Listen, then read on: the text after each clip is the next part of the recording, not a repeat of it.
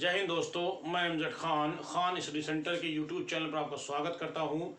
दोस्तों,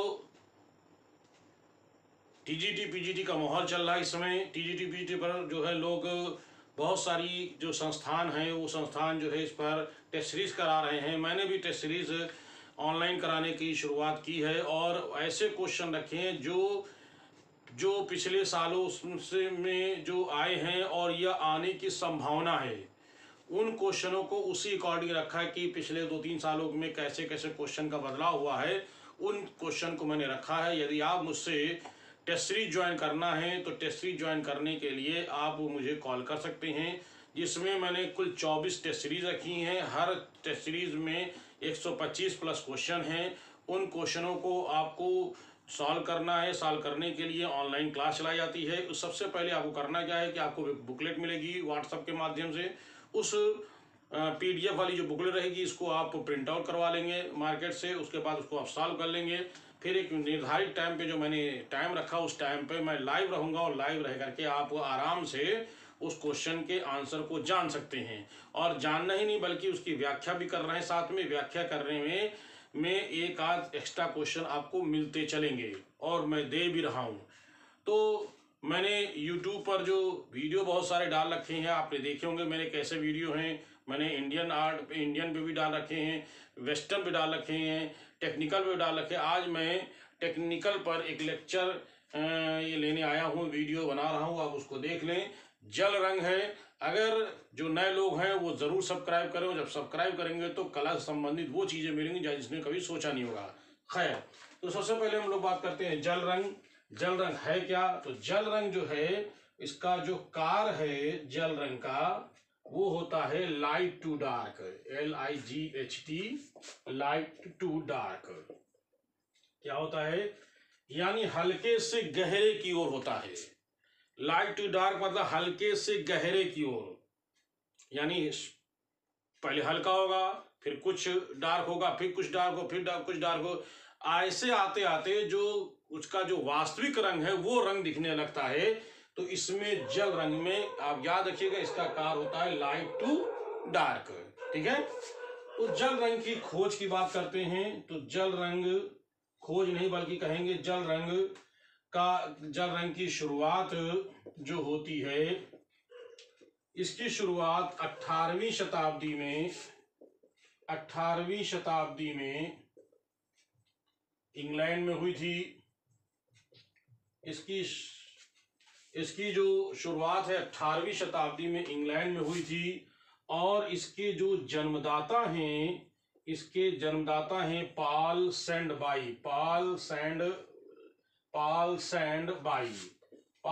बाई जो हैं इसके जन्मदाता हैं।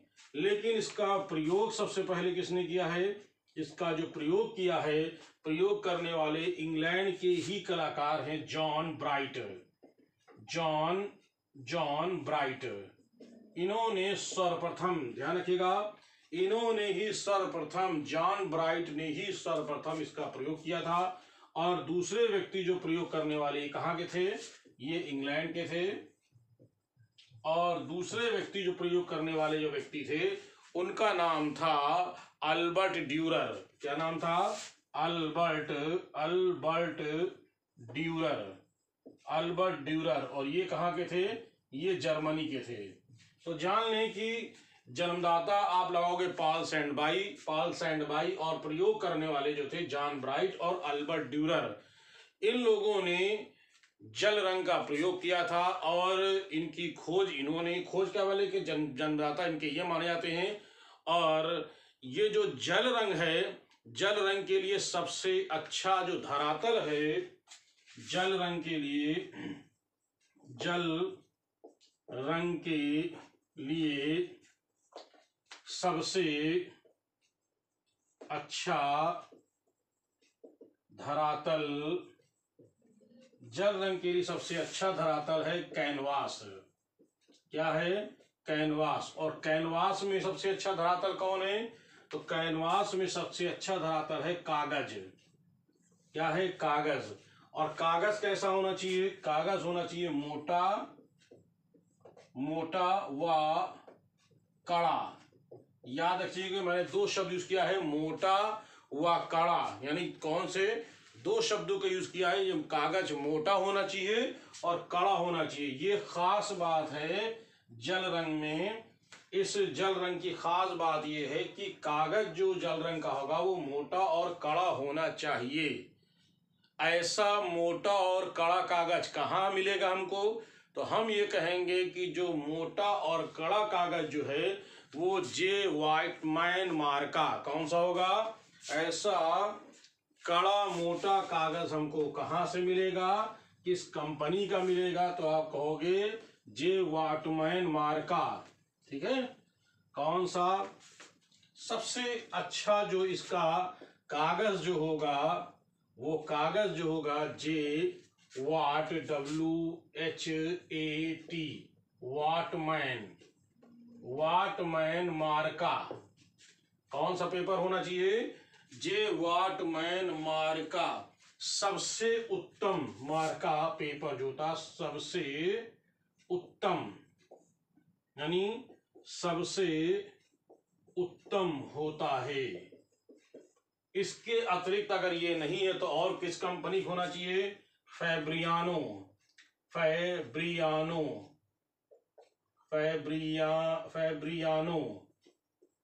ठीक है, कार्टज। ठीक है, यानी फैब्रियानो का होना चाहिए, या पहले सबसे पहले जे वाटमैन का, फिर फैब्रियानो का, कार्टज का, और इसी तरीके से और कौन से हैं आपके? सैंडर्स। ठीक है, सैंडर्स ध्यान कर लीजिए। फैब्रियानो, इसको कार्टज कह ले या कार्टिज, इसको कार्टज या कार्टिज। यानी इस कंपनी के जो कैनवास जो बनते हैं, पेपर बनते हैं, वो सबसे जल रंग के लिए सबसे उत्तम पेपर माने जाते हैं। क्वेश्चन अभी तक यही पूछा गया है, जे वाटमैन मार्का। लेकिन अगर आगे पूछ ले कि और किसके हो सकते हैं तो आप कहोगे फैब्रियानो को भी कह सकते हो, आप कार्टज भी कह सकते हो, सैंडर्स भी कह सकते हो। ये पेपर जो होते हैं, ये जो कागज होते हैं, उत्तम कागज जल रंग के लिए माने जाते हैं। तो आपको ये क्लियर हो गया कि सबसे अच्छा जो धरातल होता है वो कैनवास होता है, और कैनवास में कौन सा कागज होगा? आपका ये होगा।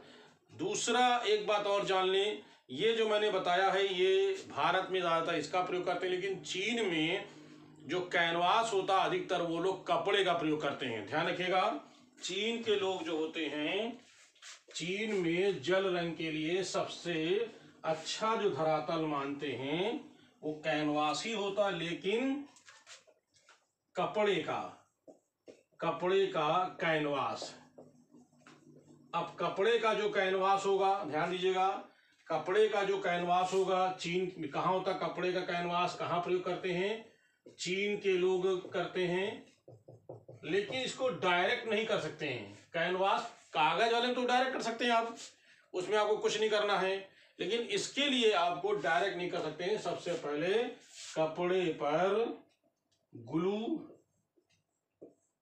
मतलब गोंद, या गोंद मतलब ग्लू कह सकते हैं, इसको गोंद कहते हैं, या आप कह सकते हो सरेस, क्या मिलाते हैं? ग्लू, फिटकरी, ऐसे ही चीजें, फिटकरी आदि लगाकर कपड़े पर इनके गोंद लगा देते हैं या फिटकरी लगा देते हैं, जिससे क्या होता है उसके छिद्र बंद हो जाते हैं। और छिद्र बंद हो जाते हैं यानी इस पूरी क्रिया को कहते हैं साइजिंग। ध्यान देना, ग्लू, फिटकरी आदि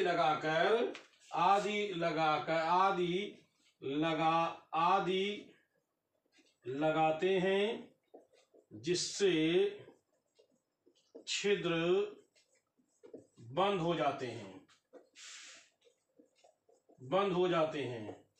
अब जब छिद्र बंद हो जाते हैं तो इस संपूर्ण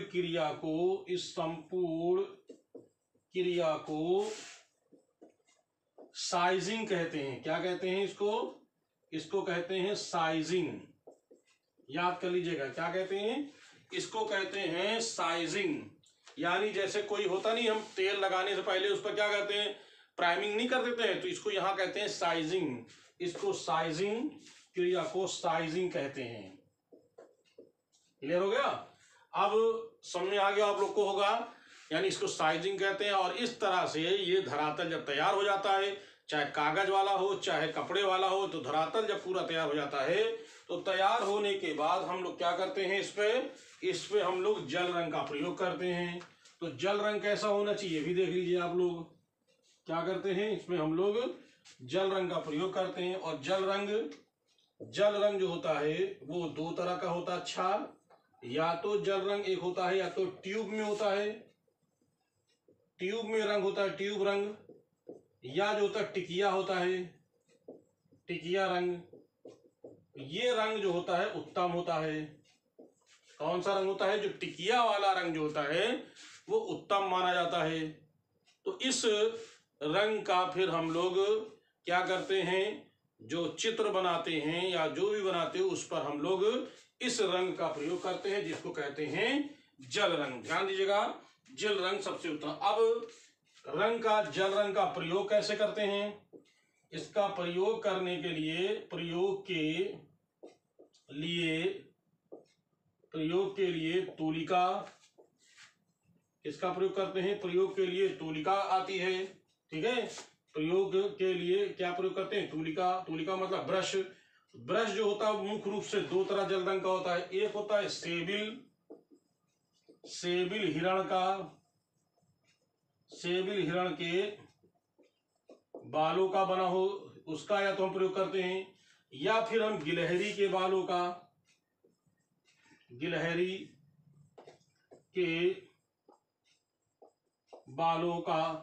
या तो गिलहरी के बालों का या सेबिल हिरण के बालों का जल रंग में मुख्य रूप से प्रयोग किया जाता है। तो इस बात को ध्यान रखिएगा, क्वेश्चन अक्सर पूछते हैं कि जल रंग का में किसका हम लोग प्रयोग करते हैं, तो सेबिल करते हैं या किसकी प्रयोग करते हैं। तो ये बात याद रखिएगा, ये कोमल होती हैं जिसमें जल रंग का प्रयोग किया जाता है।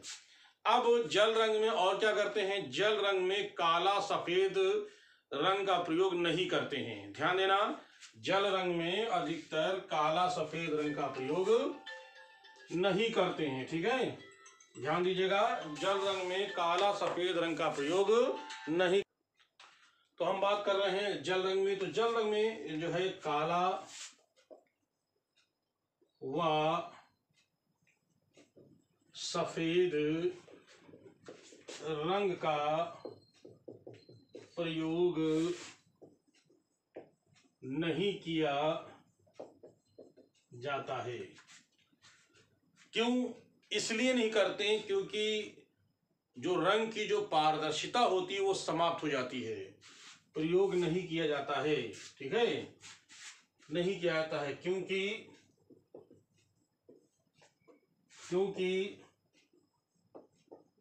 जल रंग की पारदिशा, ठीक है, जल रंग की क्या समाप्त हो जाती है, जल रंग की जो है पारदर्शिता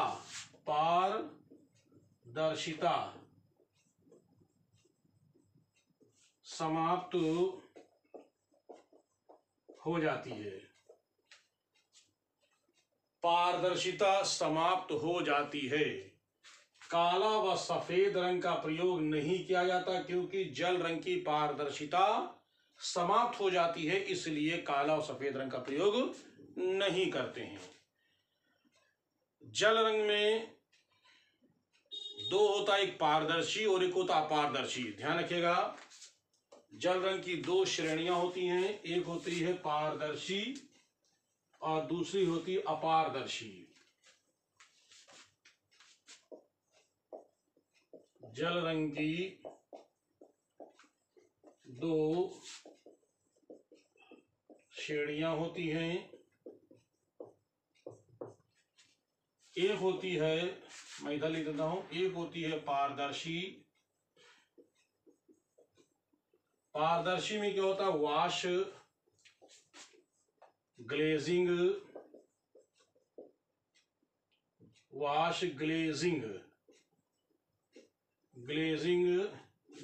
वॉश ग्लेजिंग अल्प्राइमा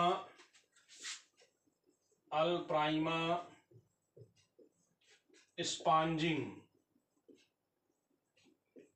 आदि, ये किस में होती है? ये होती है आपकी जल रंग में। और अपारदर्शी में कौन से होता है? स्टपलिंग, स्कम्बलिंग,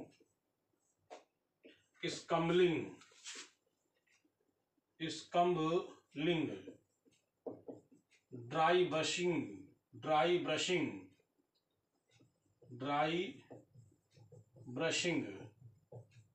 याद कर लीजिए, ग्वाश। और क्या होता है? ग्वाश आदि।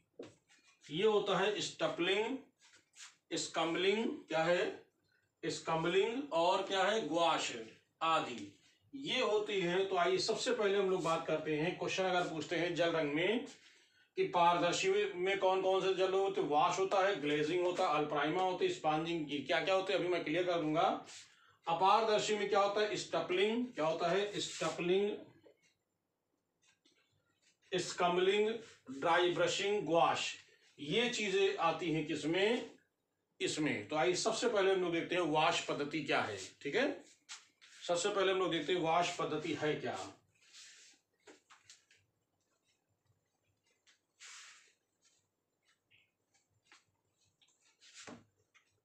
सबसे पहले होते हैं वाश पद्धति।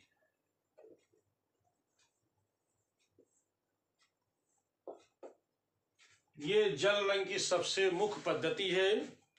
इस पद्धति का जो जन्म है, इसका जन्म जापान में हुआ है। भारत में सर्वप्रथम इसका प्रयोग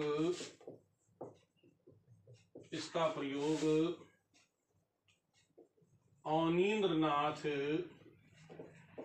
टैगोर चित्रकार ने किया था। अवनींद्रनाथ टैगोर चित्रकार ने किया था। ध्यान लीजिएगा, वाश पद्धति का जन्म जापान में हुआ। भारत में सर्वप्रथम इसका प्रयोग अवनींद्रनाथ टैगोर ने इसका प्रयोग किया था। ये बात ध्यान रखिएगा। वाश का जन्म किससे हुआ है? तो आप कहोगे वाश पद्धति का जन्म जल रंग से हुआ है। क्या होती है ये वाश पद्धति? वाश पद्धति को करने के लिए दो भागों में बांटा गया है। वाश पद्धति को ध्यान रखिएगा, वाश विधि को दो भागों में बांटा गया है। क्या है? एक है, इसको कहते हैं स्थानीय वाश, एक कहते हैं इसको स्थानीय वाश, एक कहते हैं संपूर्ण वाश। तो सबसे पहले हम लोग बात कर लेते हैं स्थानीय वाश की। स्थानीय वाश क्या होता है? स्थानीय वाश में सबसे पहले क्या करते हैं, मान लीजिए ये एक धरातल पर हमको बनाना है, वाश करना है। कैसे करना है? ये चित्र बना हुआ है, सपोज कर लिया ये चित्र पूरा, इतना हिस्सा एक बार, इतना एक बार, इतना एक बार, इतना एक बार। बीच वाला ऐसे ले सकते हैं, इसको ऐसे ले सकते हैं, कोई भी तरीके से ले सकते हैं। यानी इसमें स्थानीय वाश में छोटे छोटे भाग, जिसका वाश करना है, कैनवास पे जो है, जो कागज दिया गया है, जिस पर चित्र बना हुआ है, इसको वाश करना है, यानी जल रंग लगाना है वाश करके। तो क्या करना है इसमें? वाश विधि में करने के लिए इसमें पतला पतला रंग, यानी हल्का हल्का, पतला मतलब हल्का हल्का एक भाग पे, मान लो किसी एक भाग पकड़ लो, मान लो सपोज कर लिया हमने इसको 1 नंबर कर लिया, इसको 2 नंबर कर लिया, इसको 3 कर लिया, इसको 4 कर लिया, इसको 5, इसको 6। अब ये हमने भाग इस तरह से बांट लिया। अब इस भाग को सबसे पहले मान लो हमने 1 नंबर को पकड़ा। 1 नंबर को पकड़ने के लिए यानी इतना हिस्सा हमने लिया हमने, तो इतने हिस्से पे हमने रंग लगाया। अब इतने हिस्से पे रंग लगाने के बाद क्या करें? पतला पतला रंग लगाएंगे, और फिर उसके बाद जब सूखेगा फिर उसका धो डालेंगे। धोने के बाद क्या करेंगे? फिर उस ब्लॉटिंग पेपर, कौन सा पेपर लेंगे? ब्लॉटिंग, ठीक है, ब्लॉटिंग पेपर लेंगे। ब्लॉटिंग पेपर क्या करता है कि ये सूखने किसका काम करता है, सूखने का काम करता है, यानी क्या करता है, ये सुखाने काम करता है। अब सुखाने से मतलब यहां पर क्या है, सुखाने से मतलब यहां पर ये है कि जब रंग लगाएंगे, उसको पानी से धोएंगे, धोने के बाद ब्लॉटिंग पेपर से उस हिस्से को सुखा देंगे, फिर रंग लगाएंगे, फिर सुखा देंगे, फिर रंग लगाएंगे, फिर सुखा देंगे। यानी ये प्रक्रिया तब तक दोहराते हैं जब तक वो लाइट टू डार्क नहीं हो जाता, यानी उसका वास्तविक रंग नहीं उभर आता है। तो ये प्रक्रिया को कहते हैं स्थानीय वाश। इसको इस तरह से करेंगे, इसको भी इसी तरह करेंगे, इसको भी इसी तरह, इसको यानी अलग अलग भाग को वाश करने की विधि को कहते हैं स्थानीय वाश। और अगर ये पूरा चित्र ले लेते हैं, संपूर्ण वाश में क्या करते हैं, ये एक बार में ये पूरा अगर एक चित्र है ये, तो यहीं पर पूरे में हम लोग रंग लगा देंगे, रंग लगाने के बाद उसको वाश से धो देंगे, यानी पानी से धो देंगे, वाश कर देंगे, फिर उसको ब्लॉटिंग पेपर सुखा करके कई बार यही प्रक्रिया को दोहराएंगे। तो इस पद्धति क्या कहते हैं, इस पद्धति कहते हैं वाश पद्धति। ठीक है, वाश पद्धति पे यानी जिसको हम कहते हैं जो जल रंग से जिसका जन्म हुआ है, अवनींद्रनाथ टैगोर ने इस वाश पद्धति का प्रयोग करके बहुत सारे इस पर चित्र इन्होंने बनाए हैं। आइए अब देखते हैं ये किससे जुड़ा है, जल रंग से। और जल रंग में कौन सा है, ये पारदर्शी है। आइए अब हम लोग देखते हैं कि इसके आगे, हाँ तो आगे मैं बता रहा हूं ग्लेजिंग क्या होता है। ग्लेजिंग क्या होता है कि जो धरातल है उस धरातल पर जब एक रंग लगाने के बाद, यानी जो रंग सूख गया हो और उस पर दूसरा रंग लगा दिया जाए और नीचे का वो पारदर्शी के रूप में वो रंग दिखाई दे, तो इस क्रिया को कहते हैं क्या, इस क्रिया कहते हैं ग्लेजिंग पद्धति। एक बार फिर से इसको समझ लें। मैंने क्या कहा है, मैंने कहा है रंगों की प्रथम परत, यानी एक बार लगा चुके हैं तो ऐसे लिखेंगे, रंगों की प्रथम परत सूख जाने के बाद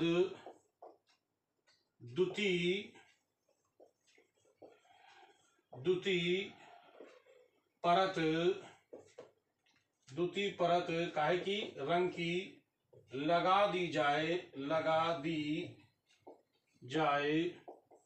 लेकिन प्रथम परत यानी नीचे की दिखाई दे, उसे ग्लेजिंग क्या कहते हैं, उसको ग्लेजिंग पद्धति कहते हैं। क्या कहते हैं उसको ग्लेजिंग पद्धति कहते हैं। दूसरा है अल्प्राइमा।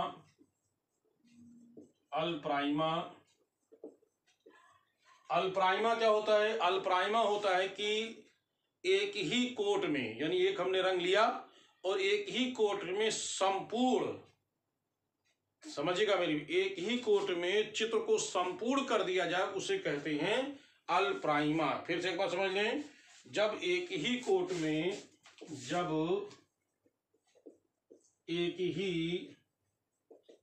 में संपूर्ण चित्र पूरा कर दिया जाए उसे अल्प्राइमा कहते हैं। ये विधि ये जल रंग की सबसे कठिन विधि होती है। याद कर लीजिएगा, ये जल रंग की सबसे कठिन विधि होती है।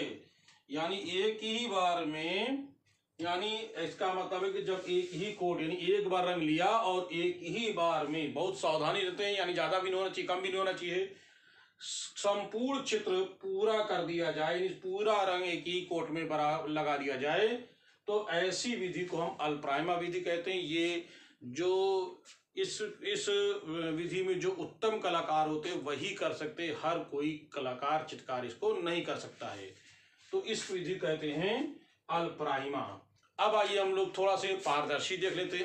ये अपने पारदर्शी बताए, अब हम अपारदर्शी देख लेते हैं कि अपारदर्शी में कौन कौन होते हैं, है ना। तो सबसे पहले हम लोग अपारदर्शी में कौन कौन है, तो आइए हम लोग अपारदर्शी में देखते हैं। तो स्टपलिंग क्या है, ये अपारदर्शी है।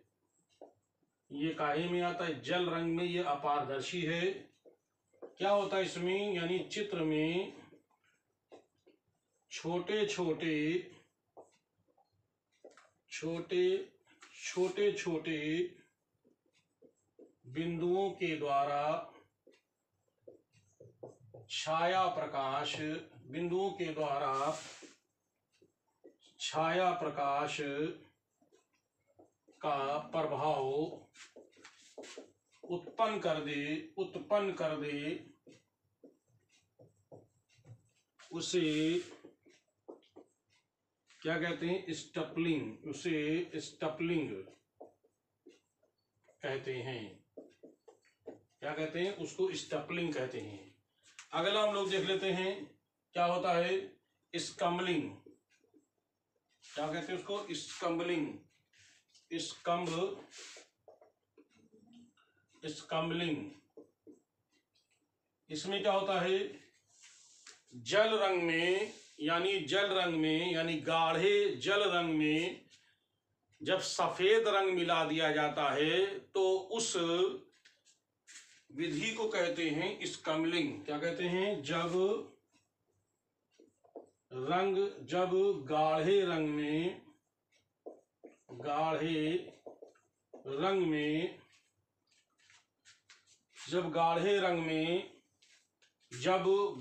रंग में सफेद रंग मिला दिया जाता है तो उसे स्कम्बलिंग कहते हैं। क्या कहते हैं, स्कम्बलिंग। तो उसे स्कम्बलिंग कहते हैं। क्लियर हो गया, यानी जब गाढ़े रंग में सफेद रंग मिला दिया था तो उसे स्कम्बलिंग कहते हैं। एक और देख लें, ड्राई ब्रशिंग।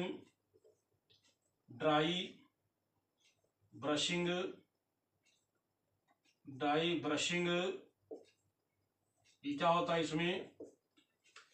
इसमें क्या होता है कि जल रंग की मात्रा को कम करके चित्र बनाने की विधि कहते हैं ड्राई ब्रशिंग।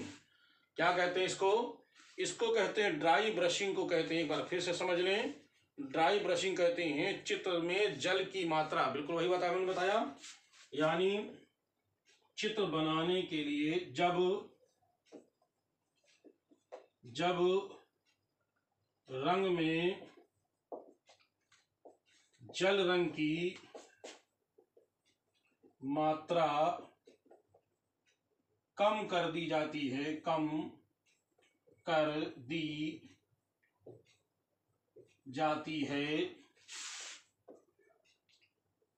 तो उसे ड्राई ब्रशिंग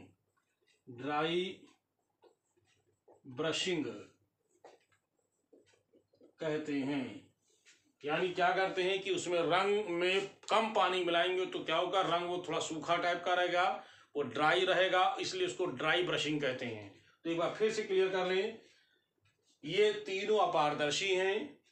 चित्र में छोटे छोटे बिंदुओं के द्वारा छाया प्रकाश का प्रभाव उत्पन्न कर दे उसे स्टपलिंग कहते हैं।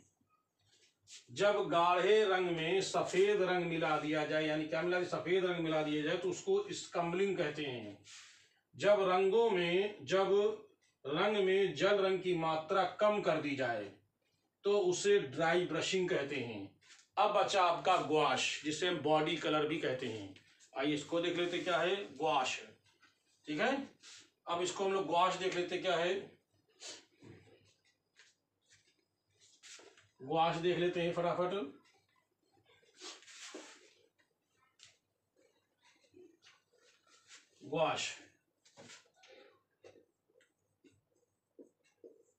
ग्वाश क्या होता है, इसको एक बार फिर समझ लें अच्छी तरह से।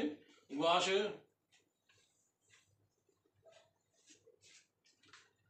ये जल रंग की एक विद्या है। ये अपारदर्शी है। अपारदर्शी के साथ साथ एक बात और जान लें कि गुआश में बड़ी इंपॉर्टेंट बात है, इसको समझ ले। गुआश में क्या होता है? इसमें क्या होता है कि जल रंग के माध्यम से, जल रंग के माध्यम से चित्र दोनों ओर से दिखाई दे, उसे गुआश पद्धति कहते हैं। इसे अंग्रेजी में बॉडी कलर के नाम से भी जानते हैं। इसे बॉडी कलर के नाम से भी जानते हैं। तो ध्यान रखिएगा, जल रंग के माध्यम से चित्र दोनों ओर से दिखाई दे, उसे गुआश पद्धति कहते हैं। उसे अंग्रेजी में बॉडी कलर के नाम से जानते हैं। तो दोस्तों, मैंने आज आपको ये बता दिया कि जल रंग में क्या क्या विद्या होती है, जल रंग में क्या क्या चीजें कैसे होती हैं। मैं समझता हूं कि अब जल रंग से बाहर से क्वेश्चन नहीं आना चाहिए। एक छोटा से कहिए तो हम चलिए उसको अगले वीडियो में आपको हम क्लियर कर देंगे। तो पहले आज इसको वीडियो को देख करके इसको नोट्स बना लें, आपके लिए काम आएगा। और मुझे उम्मीद है कि अगर जल रंग से क्वेश्चन आएगा तो इससे आप कर लेंगे। और जो नए लोग हैं वो ज़रूर उसको सब्सक्राइब करें, जो पुराने लोग हैं उसको लाइक करिए ज़रूर और शेयर करिए, इससे रहे कि अधिक से अधिक लोगों को मिल जाए और उनका कल्याण हो जाए। तो चलिए हम लोग अगले वीडियो में फिर मिलते हैं, तब तक के लिए आप लोग को जय हिंद।